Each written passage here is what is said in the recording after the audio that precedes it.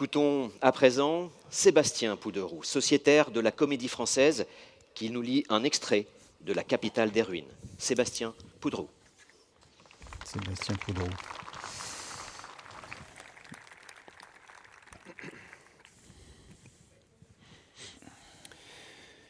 Il ne serait pas bien séant qu'un magasinier modeste et réservé, de réserve qui plus est, décrive les obstacles rencontrés ni les moyens, souvent ridicules, que le tempérament des natifs et celui des visiteurs élaborèrent afin de les surmonter en unissant leurs efforts.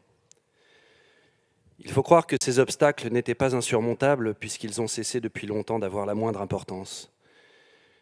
Quand je pense aujourd'hui aux problèmes récurrents durant cette période, qu'en toute modestie l'on pourrait qualifier d'héroïque, quand je pense en particulier à un problème si ardu et insoluble qu'il cessait à proprement parler d'être formulable, je soupçonne que les difficultés rencontrées étaient les difficultés inhérentes à cette constatation simple et inévitable, à laquelle il était pourtant si difficile de parvenir, à savoir que leur façon d'être nous n'était pas la nôtre et que notre façon d'être eux n'était pas la leur. Pour être équitable, il convient de dire que beaucoup d'entre nous n'étaient jamais allés à l'étranger auparavant. Les bombardements ont rayé Saint-Lô de la carte en une nuit. Des prisonniers de guerre allemands ainsi que des terrassiers occasionnels, attirés par une ration alimentaire relativement abondante, mais vite découragés par les conditions de logement, continuent 2 ans après la libération à déblayer les décombres, littéralement à la main. Voilà qui excusera sans doute que nous doutions du bien fondé de l'opinion générale, selon laquelle 10 années suffiront pour la reconstruction complète de Saint-Lô. Mais peu importe le nombre d'années qu'il faudra endurer avant que la ville ne commence à ressembler au centre administratif et agricole, pimpant et prospère qu'elle était jadis, dans ses jardins, entre les routes de Vire et de Bayeux, l'hôpital continuera à fonctionner, à prodiguer ses soins. Le mot « provisoire » n'a plus aucun sens dans notre univers devenu provisoire. L'hôpital continuera à fonctionner bien longtemps après que les Irlandais seront repartis et que leurs noms auront été oubliés. Cependant, il me semble qu'on l'appellera l'hôpital irlandais jusqu'à la fin de son existence en tant qu'hôpital et que par la suite, lorsque les bâtiments auront été transformés en logements, on les nommera toujours les bâtiments irlandais. J'évoque cette éventualité en espérant qu'elle plaira à tout un chacun. Ce qu'ayant fait, je puis peut-être avancer une autre hypothèse, à plus longue échéance, mais qui aura sans doute une plus grande portée dans certaines sphères. Je veux dire l'éventualité que parmi ceux qui furent à Saint-Lô, quelques-uns reviennent au pays en se rendant compte qu'ils ont reçu au moins autant qu'ils ont donné, qu'ils ont reçu en réalité ce qu'ils n'étaient pas en mesure de donner, la vision, le sens immémorial d'une conception de l'humanité en ruine, et peut-être même auront-ils pu entrevoir les termes dans lesquels il convient de repenser notre condition humaine. Ces hommes-là, c'est de France qu'ils reviennent.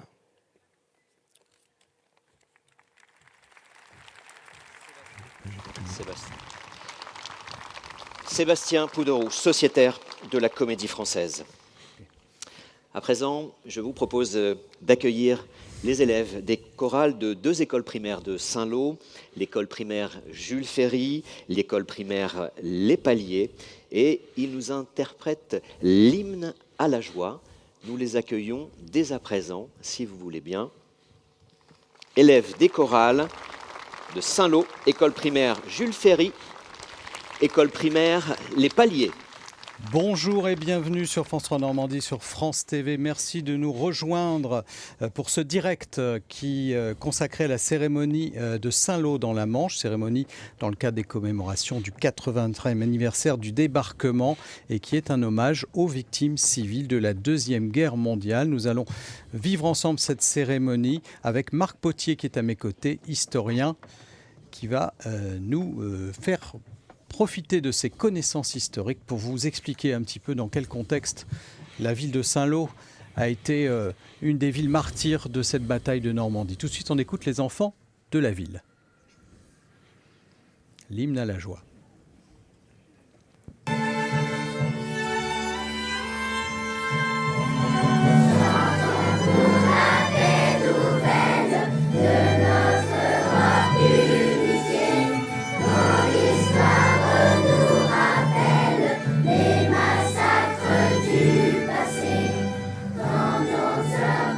Dans la tourmente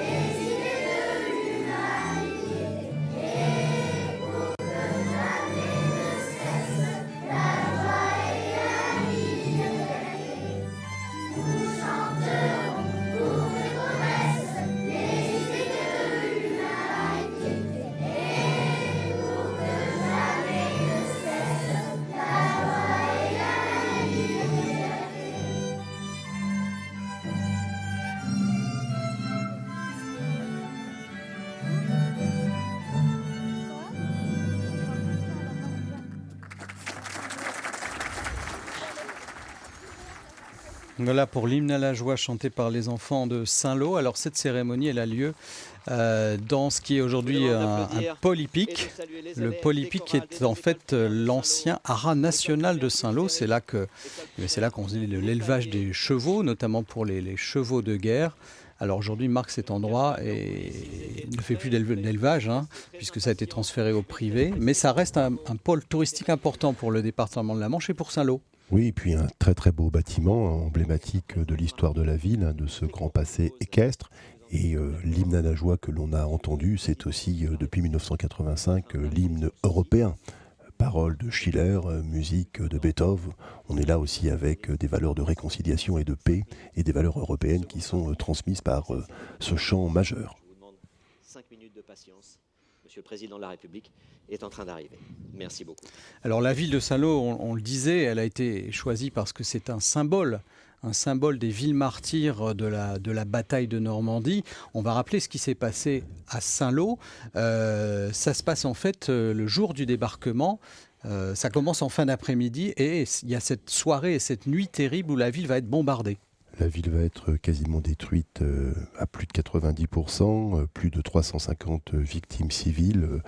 La ville est en flammes, des destructions majeures qui sont celles liées donc au bombardement allié, puisque les Alliés veulent détruire les principaux axes de communication et de transport afin d'éviter que les troupes allemandes puissent aller vers la côte, vers la plage, pour finalement peut-être mettre fin au débarquement qui va avoir lieu, qui a lieu donc le matin du 6 juin. Et Saint-Lô est devenue la ville emblématique des destructions. Ce n'est pas la seule ville de Normandie qui soit détruite dès le 6 juin. Ce sont plus de 2200 bas normands qui vont mourir durant la journée du 6 juin.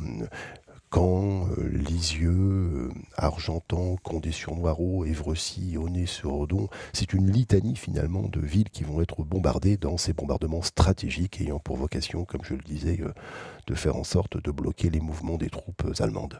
Alors ce qui a été un peu la surprise des habitants de Saint-Lô qui s'attendaient à ces bombardements, puisque, alors il y avait eu des tracts qui avaient été lâchés, mais qui ne sont pas arrivés au bon endroit. C'est ça. Alors les Alliés ont essayé au maximum, parce que leur objectif c'était de détruire les infrastructures ferroviaires, les nœuds de communication, les nœuds routiers, afin d'éviter les déplacements de colonnes, notamment de blindés allemands. Donc on largue des tracts pour dire réfugiez-vous, partez des villes, quittez. Mais malheureusement, ces tracts largués sont largués par voie aérienne, ils se dispersent, il y a du vent, peu de personnes finalement ont pu les lire. Et puis parfois même quand on les lisait, on doutait, on ne savait pas comment faire. Et malheureusement, les villes comme Saint-Lô ont connu ces dramatiques destructions avec ces centaines de victimes civiles, ces milliers de victimes civiles. Les populations civiles de Saint-Lô, comme d'autres villes normandes, ont entendu qu'il se passait quelque chose à l'approche du 6 juin, parce qu'il y avait déjà des avions qui passaient dans le ciel. Donc ils s'attendaient, ils ont commencé à se mettre à l'abri dans l'après-midi du 6 juin. Ils avaient trouvé refuge notamment dans un tunnel qui a été construit par les Allemands, et puis dans des caves de la ville. Il y a même la maternité qui avait été évacuée dans l'après-midi du 6 juin. Et en fait, arrive une escadrille de bombardiers vers 20h, à l'heure du dîner. Et là, la population est complètement surprise. Oui, à l'heure du dîner, le soir aussi, dans la nuit, par 2 vagues successives qui vont être celles qui vont détruire la ville. On sait, finalement, les bombardements, on en a dès 1940. Et donc, on est habitué, il y a ce qu'on appelle la défense passive. Les civils ont construit durant la guerre des abris personnels, des abris collectifs. Voilà, on s'habitue finalement, et d'autant plus fortement qu'à partir du printemps 1944, pour la préparation du débarquement, il y a énormément de bombardements qui ont lieu, des bombardements sur les bases arrières pour préparer le débarquement. Mais pour autant, c'est toujours la surprise, parce qu'on n'a pas le temps de fuir, c'est très compliqué, c'est la panique. Et puis avec des bombes incendiaires, c'est ça aussi qui va être un des éléments clés pour faire que la ville va brûler. C'est ça aussi un des éléments majeurs pour expliquer pourquoi autant de victimes en si peu de temps. Et les habitants s'attendaient peut-être à ce qu'on vise la gare, la gare SNCF, mais ne s'attendaient pas forcément à ce que la ville elle-même soit visée. Mais là, il s'agissait pour les Alliés, en fait, de couper la route, de détruire les points de passage, tout simplement. La route, mais c'est extrêmement difficile de bien viser. Ce qu'on appellerait aujourd'hui les dégâts collatéraux sont extrêmement importants, puisqu'on bombarde à hauteur en semi-altitude, et donc c'est très compliqué. Donc les bombes se dispersent et les bâtiments vont s'effondrer sur les civils, on va mourir enfermés, on va mourir brûlés vifs. C'est ça aussi ce drame extrêmement important. Alors les Alliés ont cherché au maximum à les éviter, et notamment Churchill avait comme consigne essayer de donner aux pilotes de la Royal Air Force, où là ce sont des troupes américaines, d'éviter au maximum de tuer, puisqu'il savait que ça pouvait y compris entraîner, après la libération, des difficultés relationnelles entre les libérateurs et les libérés. Mais ce seront en tout 20 000 victimes civiles durant les presque 100 jours de la bataille de Normandie, et principalement la première journée, celle du 6 juin, plus d'autres bombardements, notamment à Caen, début juillet 1944, mais aussi jusqu'à la fin de la bataille de Normandie, et y compris au mois de septembre, les bombardements du Havre, puisque la ville du 12 Havre... septembre. Voilà, va être quasiment là aussi intégralement détruite, avec plus de 2200 victimes civiles havraises et havraises. Le Havre, autre ville symbole de ces destructions pendant la Deuxième Guerre mondiale, autre ville symbole également de la reconstruction, avec le célèbre architecte Auguste Perret. Ce qu'on peut dire aussi, vous parliez des 20 000 victimes civiles en Normandie. Ces 20 000 victimes civiles, ça représente une part importante de toutes les victimes civiles de France pendant ce conflit. Un tiers. À peu près 60 000 victimes civiles en France durant la Seconde Guerre mondiale, et un tiers sont des victimes normandes. Ce qui renforce aussi la question du tribut, du prix que la Normandie a payé pour la libération de la France, puisque cette bataille, elle est décisive, elle est clé.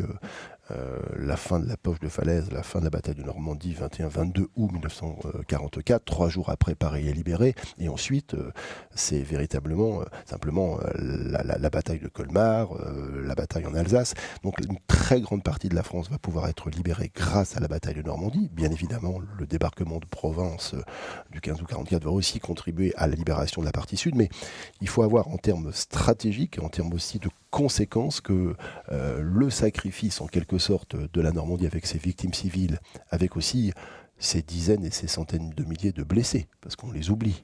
Il y a les morts, mais il y a les blessés, les traumatisés, les destructions aussi du patrimoine. Plusieurs centaines de milliers de bâtiments, de maisons ne sont plus, d'où après les questions de la reconstruction. Voilà, que ce soit, comme vous l'évoquiez, avec Auguste Perret et Le Havre, mais la plupart de nos villes, de grandes villes en Normandie, sont des villes liées à la reconstruction, ce temps long de la reconstruction qui va durer plusieurs décennies, puisqu'il faut d'abord déblayer, il faut déminer, il faut après réfléchir à des plans d'urbanisation avec des architectes, avec le MRU, le ministère de la Reconstruction et de l'Urbanisme, et une reconstruction qui va durer quasiment 2 décennies. On parle que vers 1962-1963, la reconstruction est quasiment terminée.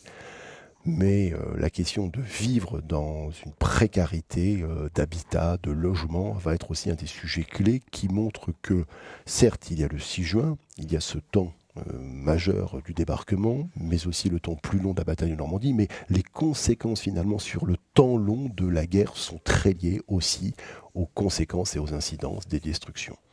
Et cette période de la Deuxième Guerre mondiale, avec ces destructions de villes, ont aussi largement modifié le visage de villes normandes qui ont des quartiers complètement reconstruits, qui ne ressemblent plus du tout à ce qu'elles étaient avant la guerre. Absolument. Voilà, nous étions dans des villes avec le grand passé, qu'il soit médiéval ou qu'il soit de l'époque moderne, et les destructions vont être une sorte aussi de reconfiguration de l'espace, de l'habitat, dans les formes, dans l'architecture, dans l'urbanisme, dans une vision aussi très hygiéniste, une vision aussi où la voiture, où la question du déplacement était complètement repensée par finalement les conséquences de ces bombardements et de ces destructions. Alors que le président de la République devrait arriver à Saint-Lô, dans la cour du Haras national, pour présider cette cérémonie. Le président de la République qui était ce matin en Bretagne. Oui, dans le Morbihan, à Plumelec, pour une cérémonie en hommage à la résistance intérieure, au maquis de Saint-Marcel, mais aussi aux Français libres, ceux qui avaient rejoint l'Angleterre et le général de Gaulle, et là plus particulièrement pour les parachutistes du Special Air Service, c'est-à-dire c'est à peu près 500 parachutistes français sous commandement britannique qui avaient été largués aussi bien dans les côtes du Nord à l'époque que dans le Morbihan pour, avec les résistants de l'intérieur, faire en sorte de retarder au maximum, de faire des opérations pour bloquer les déplacements des troupes allemandes en Bretagne qui auraient pu aller donc en Normandie pour lutter contre le débarquement et des troupes britanniques, américaines et canadiennes le 6 juin. Voilà, donc c'est un hommage large à tous ces résistants qui ont aidé les Alliés à mener à bien l'opération qui consistait à débarquer en Normandie, puis à livrer la bataille de Normandie. Alors on sent là dans la foule que le président doit arriver incessamment.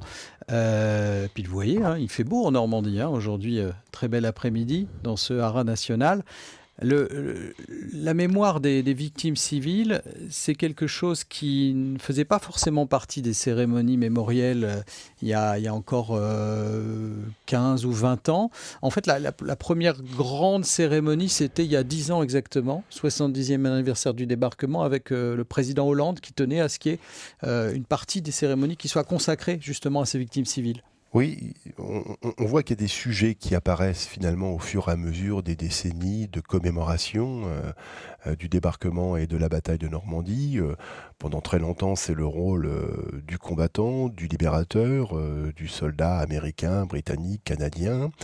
On a eu depuis maintenant une bonne dizaine d'années, et on s'en souvient très fortement dans la cérémonie de 2014, l'hommage aux hommes du commando Kiefer, notamment à Léon Gauthier, le dernier des commandos Kiefer décédé malheureusement l'an passé. Et c'est vrai que la question des victimes civiles n'était pas dans les sujets mis en avant. On l'a trop souvent, trop longtemps oublié, et c'est important maintenant de rappeler aussi, parce que on a, par les thématiques qui sont abordées dans ces journées de commémoration, des points d'histoire qui sont là pour être mis en exergue. La résistance, intérieure et extérieure, c'était ce matin. La contribution, finalement, aussi par les sacrifices consentis de la population française. Et puis, dans la journée, ce soir, ce sera aussi, avec la prison de Caen, la question d'une résistance et des sacrifices et des massacres de masse commis par les Allemands. Alors on attend le président. Cette cérémonie, elle a été ouverte au grand public. Alors évidemment, il fallait s'inscrire et il y avait à peu près 2000 personnes qui ont été conviées à assister à cette cérémonie à Saint-Lô, dans la Manche. Et puis ce qui est très important, et on le voit bien, c'est la présence aussi des jeunes, des scolaires. Parce que c'est un vrai travail d'éducation, de transmission, de valeurs qui sont celles associées à ces événements d'histoire. On les voit avec leurs casquettes orange, assis en bonne place, juste sous le pupitre, presque sous le pupitre. Donc c'est un parcours pour le président qui va durer 3 jours en Normandie, puisque ce matin il était en Bretagne, il arrive en Normandie cet après-midi. Évidemment, demain c'est le 6 juin, le D-Day, donc il y aura 3 grandes cérémonies auxquelles participera Emmanuel Macron, à savoir la cérémonie franco-britannique le matin, suivie d'une autre cérémonie au cimetière américain, donc cérémonie franco-américaine, et puis l'après-midi, ce sera ce qu'on appelle la grande cérémonie internationale avec plusieurs chefs d'État et de gouvernement. Oui, il y a ce qu'on appelle donc des cérémonies binationales, donc avec les Britanniques, avec les Américains, dans des cimetières à Vers-sur-Mer, à Colville pour les Américains, au-dessus de la plage d'Omaha Beach, et puis après la grande cérémonie internationale pour rappeler que, en effet, il n'y a pas eu que simplement les Américains et les Britanniques, mais les Canadiens, les Polonais, les Belges. Enfin, c'est une coalition internationale qui contribue au débarquement et à la bataille de Normandie. C'est ça aussi qui est extrêmement important. Et en quoi cet événement est un événement monde? En quoi il a contribué à la victoire contre le nazisme, contre la barbarie, contre le totalitarisme? Il a contribué à faire en sorte que nous soyons aujourd'hui dans une Europe libre, sans pour autant, là aussi, avoir à l'esprit, c'est très important, d'oublier ce qui s'est passé sur le front Est, parce que c'est l'ouverture d'un second front qui se fait sur le front Ouest, ici en Normandie, mais que la Seconde Guerre mondiale est aussi gagnée parce que le sacrifice des 25 à 27 millions de Soviétiques a contribué à vaincre l'hydre nazi. Alors cette année, particularité évidemment, il n'y aura pas de représentant russe à cette grande cérémonie internationale. Donc c'est le régime actuel qui est en place en Russie qui n'est pas invité, ce qui ne veut pas dire qu'on occulte le rôle à l'époque de ce qu'on appelait l'Union soviétique, effectivement dans cette victoire sur l'Allemagne nazie. Absolument, et c'est bien ce qui est rappelé dans la construction de la mission de la libération, dans les discours qui sont là, le rôle très important de ce qui s'est passé sur le front Est, que ce soit à Stalingrad, que ce soit lors de la bataille de Koursk, et que dans la stratégie des Alliés, il y avait cette idée de prendre entre deux fronts le Troisième Reich pour au plus tôt réussir la victoire qui sera celle de 1945. Alors on voit les jeunes qui agitent leur petit drapeau tricolore, ce qui veut dire que le président ne devrait pas tarder. Vendredi, ce sera à nouveau des cérémonies présidentielles avec une cérémonie le matin à Bayeux, donc ville du Calvados, qui a été libérée très vite, le 7 juin, quasiment sans combattre. D'ailleurs, c'est une des villes qui est restée intacte en Normandie. Donc ce sera une cérémonie qui sera un hommage en fait au rétablissement des instances républicaines par le général de Gaulle. Vous savez qu'il a fait un discours très important le 14 juin à Bayeux, puisqu'il a débarqué ce jour-là, accompagné évidemment par les armées alliées. Et c'est à Bayeux qu'il a traversé la ville à pied avec la foule qui l'acclamait et qu'il a fait un discours très important et qu'il a surtout mis en place des représentations de la République. Il a permis le retour de la République via ce qu'on appelait le gouvernement provisoire de la République française, faire en sorte que la France fasse partie du camp des vainqueurs. Le général de Gaulle était très vexé, et c'est un euphémisme quand je m'exprime ainsi, de ne pas avoir été mis au courant, de ne pas avoir été informé du débarquement de la bataille de Normandie. Et les Alliés, pendant un moment, surtout les Américains, souhaitaient avoir un gouvernement qui soit mis à la place du gouvernement de la République française, ou du moins dans la continuité de la République française. Il y avait même eu des billets qui avaient été fabriqués par les Américains pour finalement remplacer le franc. Et donc l'acte du général de Gaulle, du premier des résistants, c'est montrer le soutien, l'adhésion du peuple de France. Et en effet, à Bayeux, au milieu de la foule, il va être là pour rétablir la légitimité républicaine et contribuer finalement à ce que la France soit totalement associée à cette victoire. Et c'est aussi dans cette continuité quand on a ce matin la participation majeure de la résistance intérieure, de la résistance extérieure, pour montrer que c'est la France et le peuple de France qui a contribué aussi au rétablissement de notre liberté. Et voici qu'arrive Emmanuel Macron qui salue la maire de Saint-Lô. Absolument, Madame la maire de Saint-Lô. Et il est accompagné de Brigitte Macron. Alors le président qui doit faire un discours, ici, un discours officiel à Saint-Lô.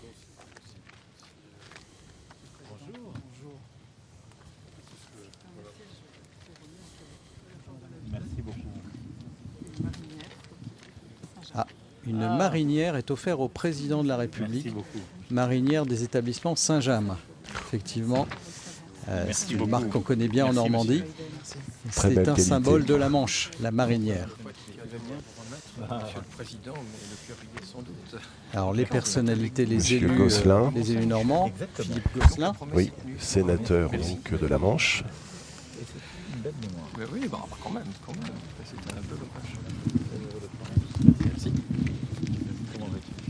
Stéphane Travers. Oui, ancien ministre de l'Agriculture et député aussi de la Manche.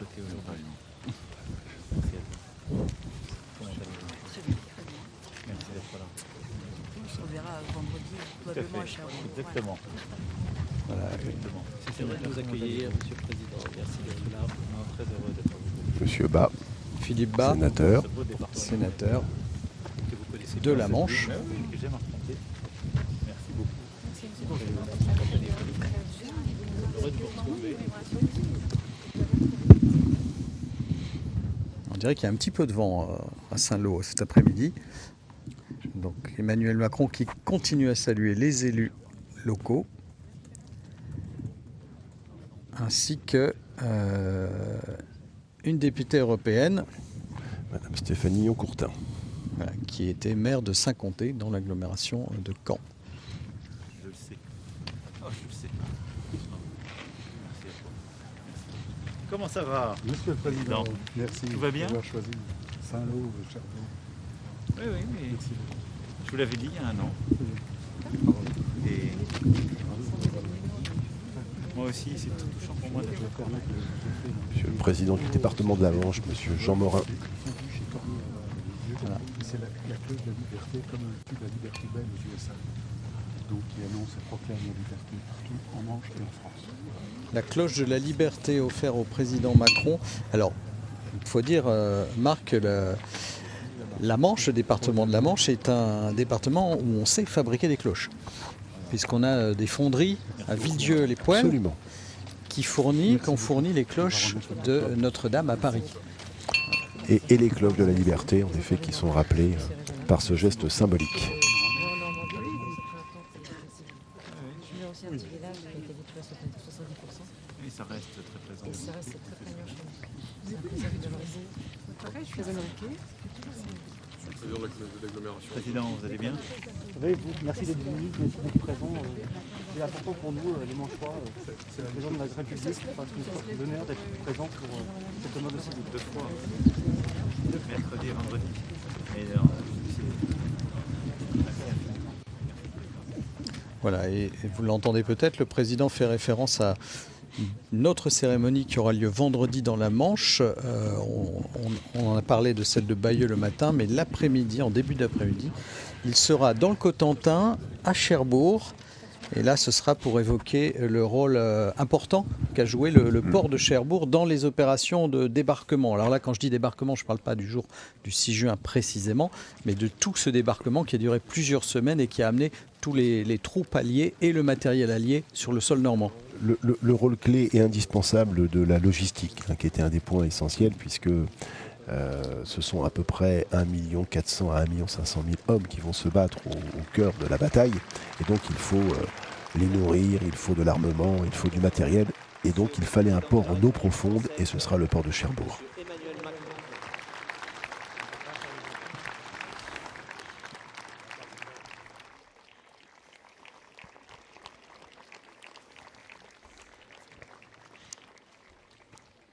La logistique est la logistique principalement américaine, et avec aussi tous les liens historiques existants entre Cherbourg Monsieur le Président et les États-Unis, avec les grandes compagnies transatlantiques.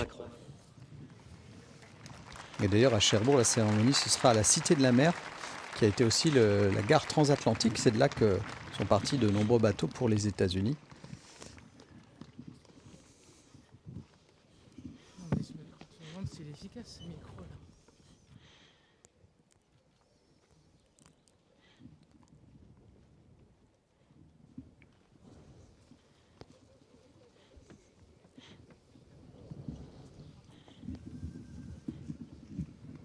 Le président et son épouse qui saluent les invités.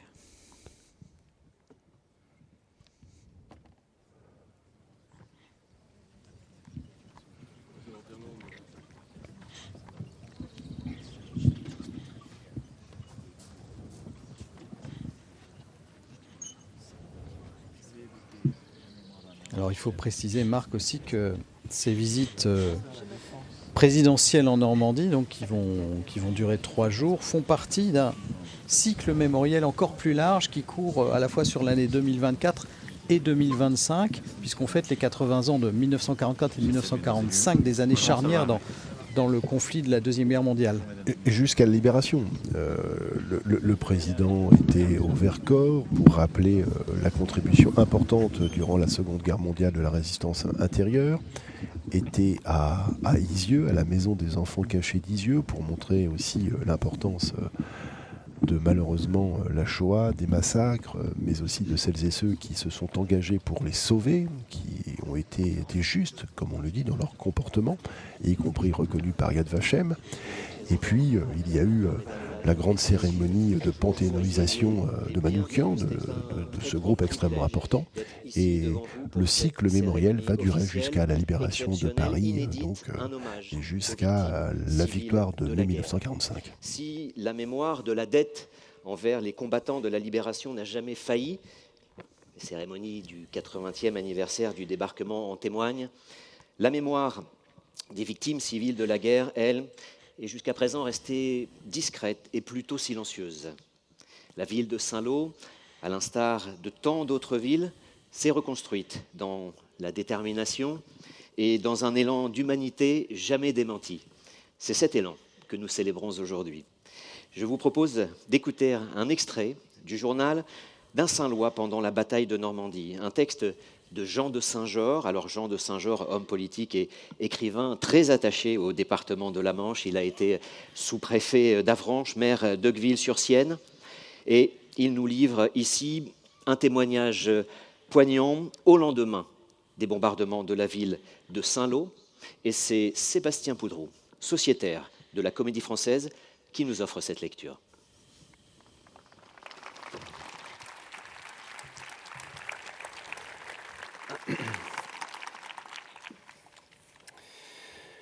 Au petit matin, dans une lumière blafarde d'abord, puis plus violente, s'est découvert le squelette calciné de ce qui fut notre ville. Le feu courait au long des rues, rampant d'une maison à l'autre, dans un immense crépitement. Et sur ce tragique réveil se tordait vers l'est un gigantesque panache de fumée, aux volutes infinis, desquelles s'échappaient pour retomber parfois à des kilomètres des feuilles de papier à demi brûlées, sur lesquelles on lisait encore des textes administratifs dérisoires. Je viens de descendre vers le cœur pantelant de Saint-Lô. De la Roquette, c'est déjà un spectacle terrifiant. Depuis la préfecture jusqu'au bout de l'enclos, vers les Beauregards, ce ne sont que maisons écroulées, fumées d'incendie. Le parc du préfet ressemble à une mer figée, en pleine tempête, labourée d'entonnoirs. Je traverse le haut de la place du Champ de Mars, encombré de débris, et j'arrive à la rue du Mouton, où d'une maison éventrée surgit une très vieille femme, chargée d'un immense cadre, représentant un cheval de course. L'église Sainte-Croix est debout, mais plusieurs entonnoirs criblent la place. Un vicaire, l'air égaré, sort du presbytère. J'entre dans l'église par la porte défoncée de la sacristie et je trouve le chanoine voisin en oraison parmi les débris. Il est d'un calme imperturbable et me dit « J'avais un service pour aujourd'hui 10 heures, mais je crains qu'il n'y ait pas beaucoup de monde. » En descendant le Neubourg, je rencontre le directeur de la Banque de France, tête nue, poussiéreux, la figure criblée d'ecchymose et l'air plein d'angoisse. J'arrive à la gendarmerie qui n'est plus qu'un amas de ruines et sur ces ruines, le commandant, une pioche à la main, essaie de dégager un garçon de 16 ans pris sous des enchevêtrements de poutres. Il est seul avec un vieux gendarme dont la fille est morte. On aperçoit seulement les pieds glacés de la pauvre enfant émergeant des gravats. Il y a des cadavres un peu partout dans ces ruines. Je reste un moment avec les sauveteurs et soudain, près d'un pan de mur, j'entends de faibles cris « Au secours, au secours !» Cela semble venir de très loin.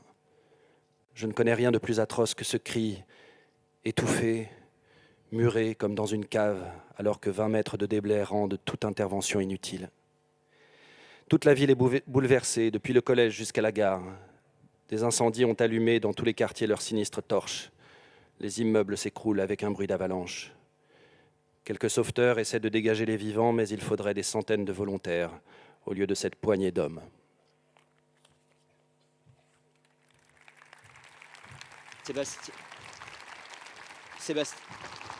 Sébastien Pouderoux, sociétaire de la Comédie Française.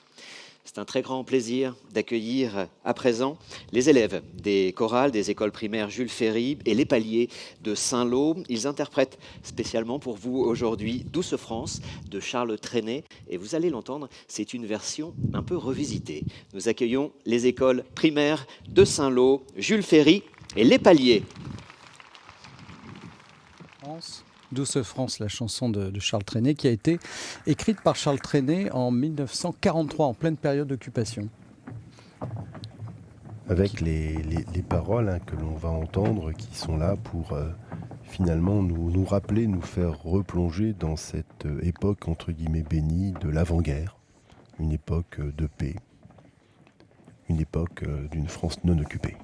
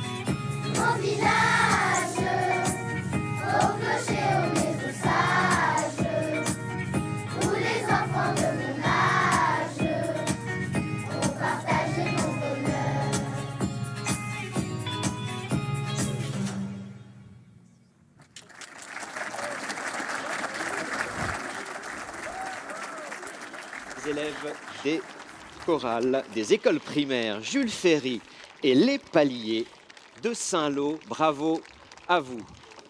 La version revisitée de Douce France, chanson qui a été reprise de nombreuses fois, notamment par par Guy Marchand en 2012 et en 2011, c'est Carla Bruni qui l'avait repris cette chanson en version italienne. Oui, Juliette Gréco aussi, un peu plus tôt. Très belle version que celle interprétée par ses enfants. Oui, et on se souvient aussi d'une version en 1986, c'était Rachita et son groupe Carte de séjour. Voilà, une version qui avait aussi un petit peu marqué les esprits. Mais évidemment, celui qui l'a écrit, c'est Charles Trenet, c'était en 1943. Le fou chantant, comme on le surnommait. Le maire de Saint-Lô, Emmanuel Lejeune, à prendre la parole. Madame le maire. Emmanuel Lejeune qui a été élu maire en 2020 à Saint-Lô. Oui, lors des dernières élections municipales, absolument. Monsieur le Président de la République, Mesdames, Messieurs témoins, familles de descendants de victimes civiles. Mesdames, Messieurs, 6 juin 1944, un bombardement comme un abyssal paradoxe, le fracas assourdissant des bombes, de la désolation, de la mort, pour que puisse renaître l'espoir et la liberté. Voici 80 ans, désormais que Saint-Lô, ville martyre, ville amputée, reconstruit l'avenir sur ce passé mutilé, danse sur le bord des abîmes pour se réinventer. Humanité des ruines, selon l'expression si juste de Samuel Beckett, prix Nobel de littérature et intendant général de l'hôpital irlandais, qui vint en aide en 1946 à la population saint-loise. Rendre hommage à cette humanité des ruines, c'est d'abord, inlassablement, rappeler l'ampleur du chaos engendré par la Seconde Guerre mondiale, tel qu'il est inscrit au mémorial de Falaise, à quelques encablures d'ici. 45 millions de civils morts et 30 millions de civils déplacés ou réfugiés, inscrivant ce conflit comme étant le premier dans l'histoire à faire davantage de victimes civiles que de militaires morts au combat. Rendre hommage à cette humanité des ruines, c'est, face au vertige aveuglant des pertes innombrables, porter le regard sur le tragique destin de chacun de ces 75 millions d'êtres humains. C'est, en tant que maire de Saint-Lô, porter la voix de cette famille-ci, décimée dans une cave rue Torteron, de ce résistant-là, fusillé à Beaucoudray, de ce prisonnier enseveli dans la prison tombeau, ou de cette femme encore disparue dans les rues de l'enclos. Comment, en effet, en fleurissant chaque année le carré des victimes civiles de nos cimetières, ne pas avoir le cœur serré en lisant les inscriptions gravées dans la pierre, l'impressionnante mention de jeunes enfants aux côtés de leurs parents ou l'anonymat douloureux de certaines victimes non identifiées. Rendre hommage à cette humanité des ruines, c'est répondre à l'attente légitime et forte de tous ces descendants de victimes civiles, de tous ces survivants qui ont grandi à Saint-Lô, comme ailleurs, le passé claudiquant, mais le cœur résilient. De ces ruines ont en effet jailli une volonté farouche de retour à la vie, qui a permis de reconstruire la ville sur la ville. Cette renaissance n'est d'ailleurs pas l'apanage de Saint-Lô. D'autres villes l'ont éprouvée, en Normandie et en France. Rendre hommage à cette humanité des ruines, c'est enfin avoir à l'esprit que 80 ans, c'est bientôt le temps achevé d'une vie, de toutes ces vies de témoins qui, petit à petit, s'éteignent. ces vies qui savent, pour emporter les stigmates au plus profond de leur chair, que la liberté peut se perdre, qu'elle ne va pas de soi, que de nouveaux périls rôdent et s'amplifient. Soyez sûrs, vous qui avez vécu la tragédie de l'histoire, que les jeunes générations sont respectueuses des terribles épreuves que vous avez subies, reconnaissantes pour le sacrifice qui vous a été infligé, qu'elles sauront en tirer les leçons et garder ardente votre mémoire. Nous sommes les héritiers d'une grande histoire, Monsieur le Président.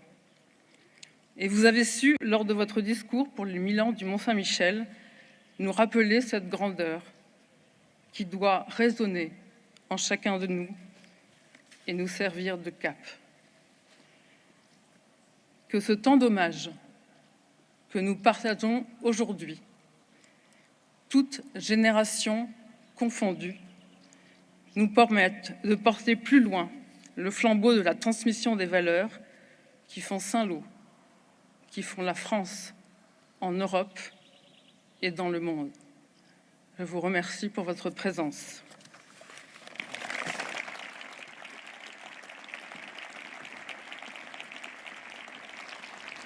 Madame le maire de Saint-Lô, Emmanuelle Lejeune.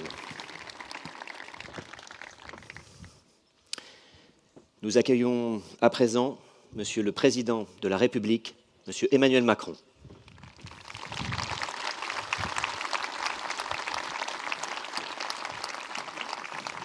Monsieur le Président.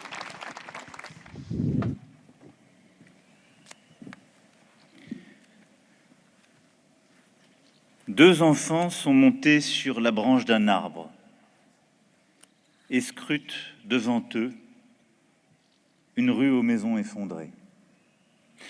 Cette photographie, beaucoup à Saint-Lô la connaissent. Elle date de l'été 1944 et vient en écho à d'autres images qui disent le destin singulier de la ville de Saint-Lô.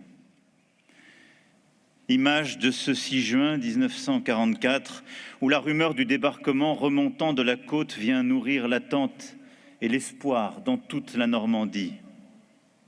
Rumeur devenue certitude pour les habitants quand ils aperçoivent les premiers parachutistes américains prisonniers conduits à la commandanture de la ville. Alors ce 6 juin ne présage rien d'autre que la libération longtemps attendue.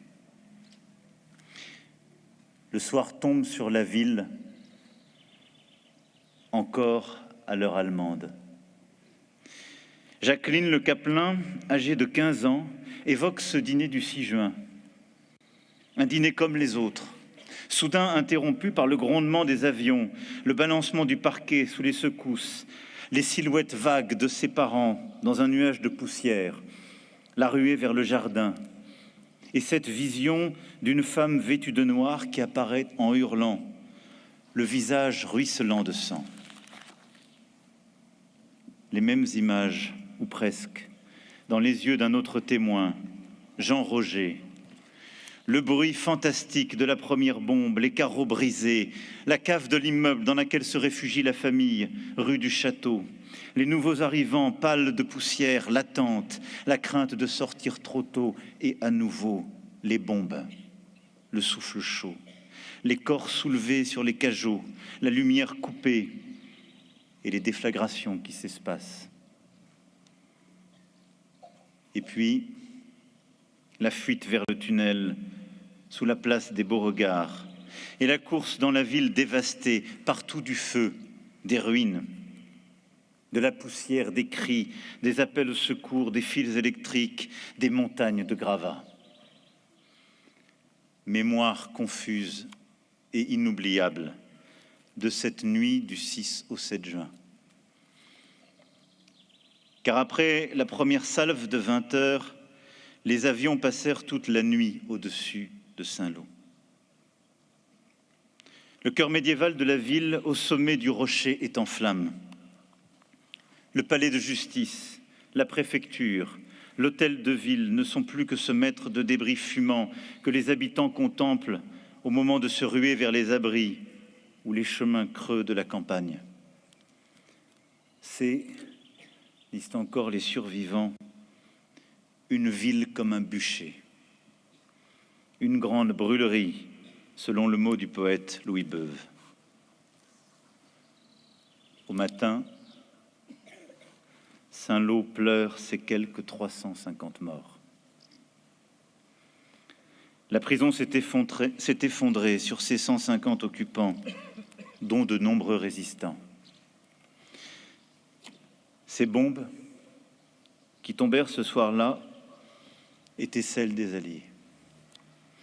Les avions américains et britanniques avaient visé Saint-Lô, centre routier dans le cadre du grand plan de neutralisation des voies de communication, et ce pour empêcher les renforts allemands de venir repousser le débarquement. Et la ville, avec sa gare, sa garnison d'1 millier de soldats ennemis à la caserne Bellevue, était une cible nécessaire. Comme l'étaient les villes de la côte, le long des dunes, touchées avant Saint-Lô, comme celles qui furent elles aussi frappées cette nuit-là. Coutances, Flers, Lisieux, Caen, Vire, Condé-sur-Noireau, Pont-l'Évêque, Saint-Lô. Cible nécessaire, dont les Alliés avaient pensé avoir averti les habitants en larguant avant les bombes les tracts les enjoignant à partir, tracts hélas dispersés loin de la ville dans les vents mauvais de cette nuit de juin. Saint-Lô, ville martyre sacrifiée pour libérer la France. Saint-Lô et son tunnel creusé par les Allemands, dans lequel tant d'habitants se réfugièrent, comme Auguste Lefrançois, un pharmacien qui raconte les mines prostrées des occupants. Saint-Lô, encore frappé les jours suivants quand les bombes tombent dans des rues vides, les 10 000 habitants de la cité s'étant jetés sur les routes de l'Exode. Saint-Lô, ville de rues mêlées aux éboulis, de bâtiments à terre. Saint-Lô, année 0. Saint-Lô, capitale des ruines, écrira un infirmier irlandais du nom de Samuel Beckett, venu sur place l'année suivante, hanté à jamais par ce cauchemar d'une humanité perdue en attendant le chaos. Revient alors l'image de ces 2 enfants devant la rue effondrée. Ces 2 enfants, Max et Jean Robin, sont photographiés rue des Noyers au mois d'août. De retour à Saint-Lô, passant devant leur maison, rue Porte-au-Four, dont il ne reste rien, cherchant les traces de leur père, Raymond Robin. Ces 2 enfants apprirent quelques jours plus tard que ce dernier avait été arrêté par les Allemands et fusillé, comme d'autres résistants, dans la ferme de Beaucoudray. Saint-Lô, capitale de la douleur, capitale d'une Normandie du sacrifice, avec toutes ces autres villes frappées par les bombardements, les combats contre les nazis.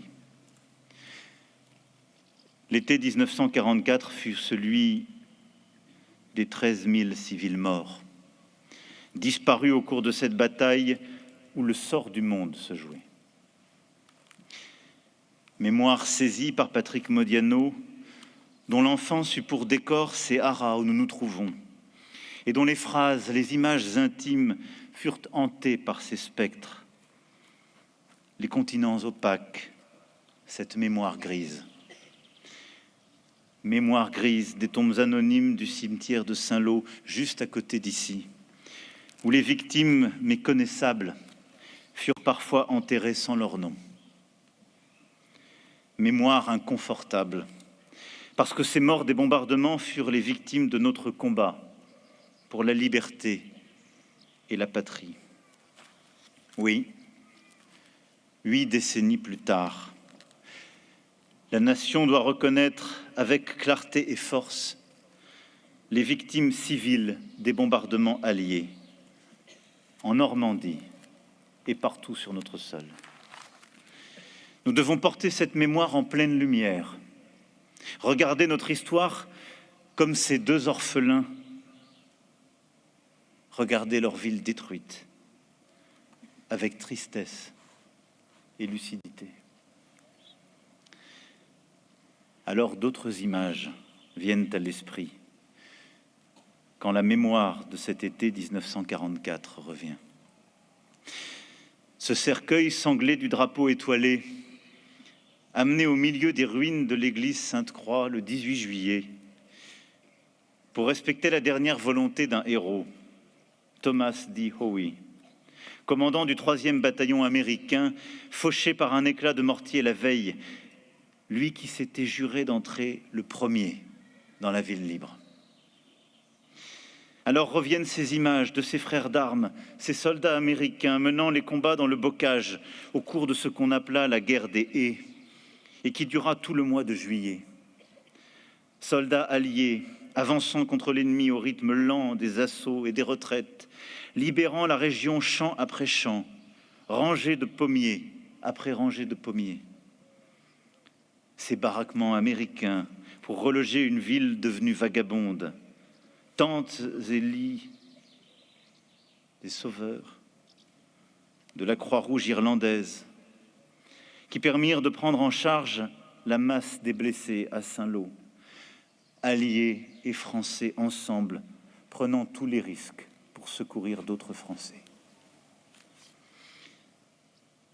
Les traces de cette dette de sang, ce pacte indissoluble d'amitié et de liberté avec nos alliés américains, ce jumelage de Saint-Lô avec la ville de Roanoke en Virginie, dont la plupart des libérateurs étaient originaires, dons américains pour bâtir le centre hospitalier mémorial France-États-Unis, qui plaça après la guerre Saint-Lô à la pointe du progrès, où ces fleurs posées par des gardiens de mémoire sur les tombes de soldats américains morts ici. Non. Jamais, jamais à Saint-Lô, le chagrin ne s'est mêlé à la haine. Au contraire. La mémoire des habitants a toujours tenu ensemble le deuil et la reconnaissance, la cendre des morts et la fleur de la liberté. Saint-Lô, ville qui reçut la croix de guerre et la Légion d'honneur pour ses épreuves et son courage, s'est relevée et s'est reconstruite. 4 ans durant, les habitants ont vécu dans les gravats qu'évacuaient les premiers déblaiements. Mais la cité, presque entièrement détruite, fut rebâtie selon les plans des meilleurs architectes, André Hilt, puis Marcel Mercier, avec des rues plus larges, des équipements plus salubres, effort gigantesque de la nation pour se relever et ajouter l'empreinte du progrès sur les vestiges du jour, sans rien occulter, mais avec l'ambition de conquérir l'avenir. Ainsi de l'église Notre-Dame, dont la façade ne fut pas ressuscitée, mais reconstruite en schiste vert, couleur de l'espérance. Ainsi de l'église Sainte-Croix qui accueillit le corps du major Thomas D. Howe et dont le clocher du XXe siècle a remplacé l'édifice roman, balayé par un obus allemand.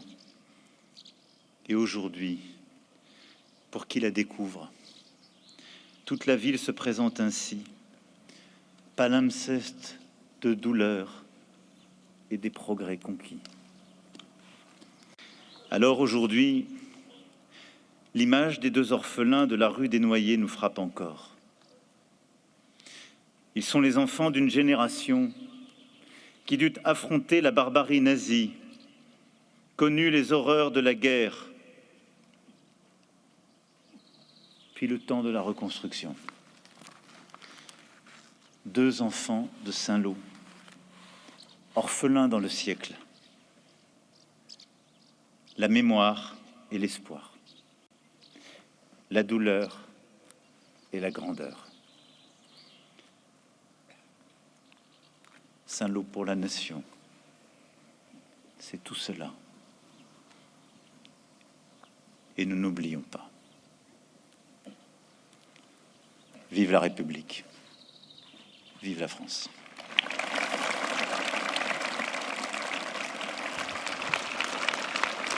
Monsieur le Président de la République française, Monsieur Emmanuel Macron, je vous invite à présent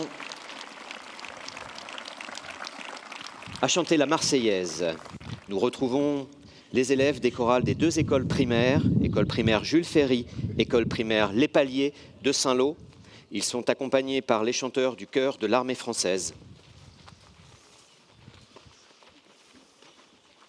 Le président de la République qui a rappelé cette photo avec un enfant qui s'appelait Max Robin, et pour le 70e anniversaire du débarquement, eh bien, il a été identifié et il est revenu à Saint-Lô. C'est une histoire assez étonnante, ça, Marc.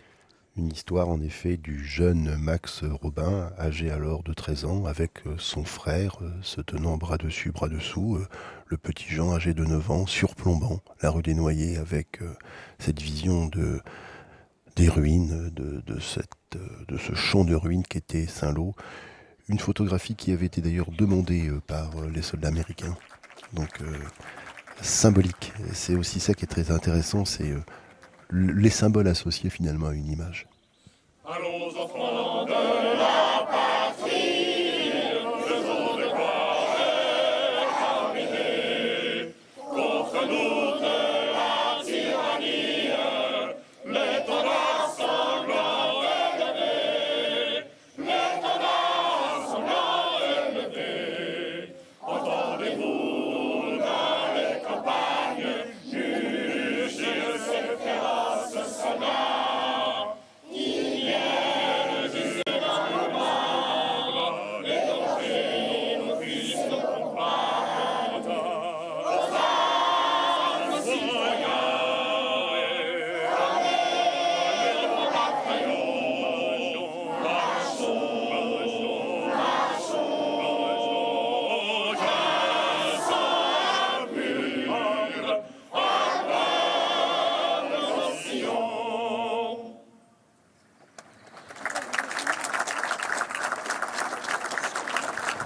Les élèves des écoles primaires Jules Ferry, Les Paliers, accompagnés des chanteurs du chœur de l'armée française.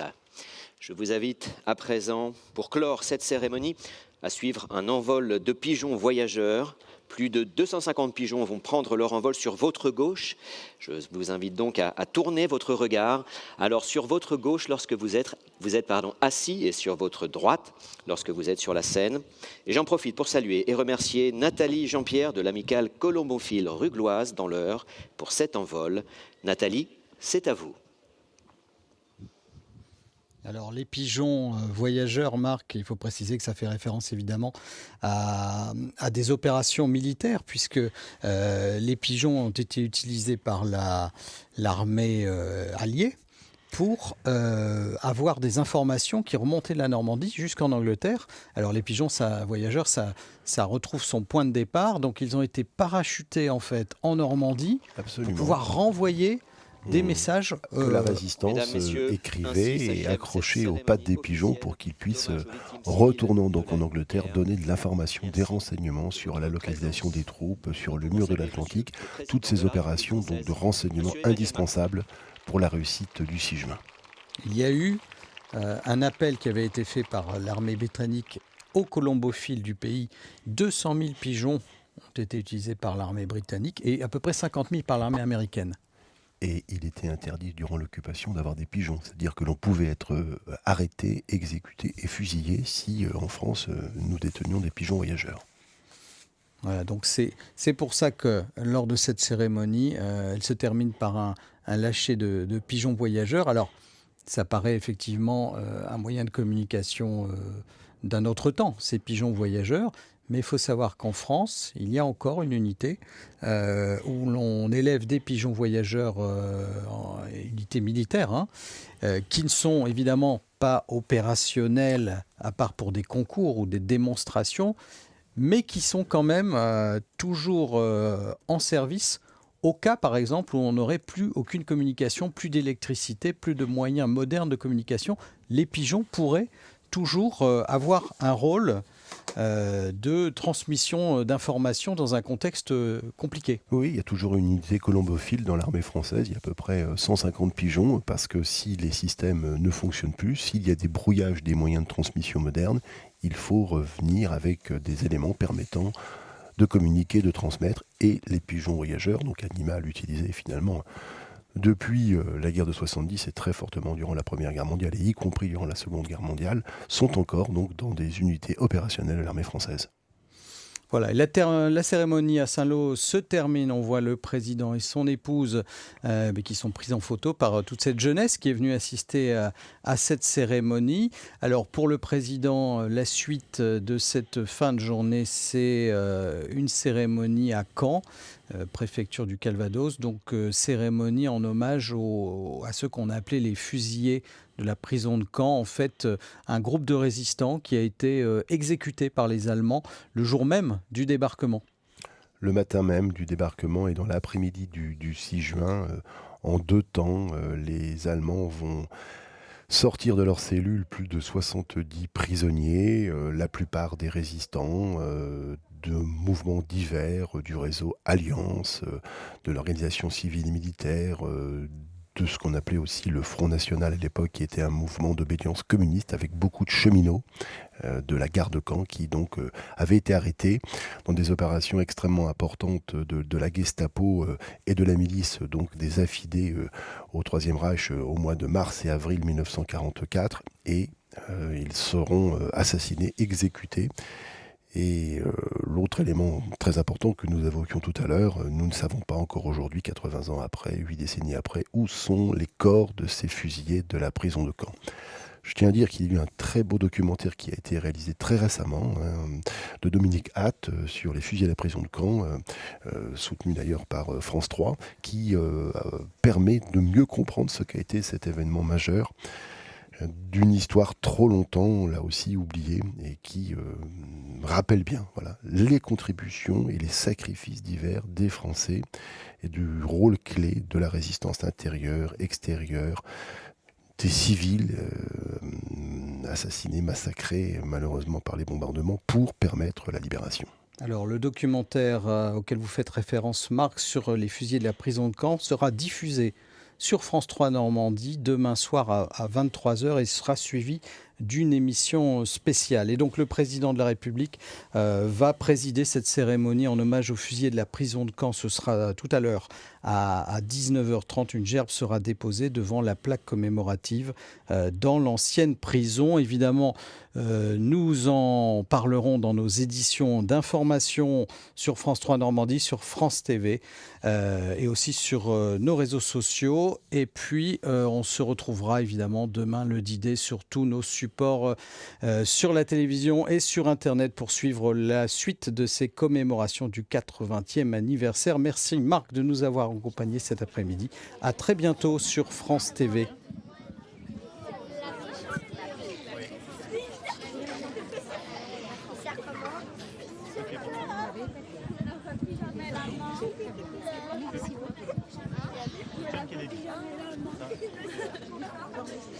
Merci beaucoup. Merci beaucoup. Un grand merci. Merci à vous.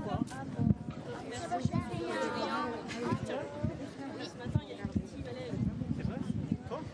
Ça va mieux là? Vous avez pas pris de petite déjeuner? Merci. Vous avez très bien fait. Les enfants, vous avez chanté 2 registres totalement différents. Ce France Revisité et la Marseillaise. Non, vous avez été parfait. Vous pouvez être fiers. Et le CAF a validé. Et regardez, venez. Comment ça va? Oui. Est-ce que dans le décret, tu pourrais dire de ma part qu'il continue et qu'il abandonne pas? Je dirais. Tu es ukrainien? Non.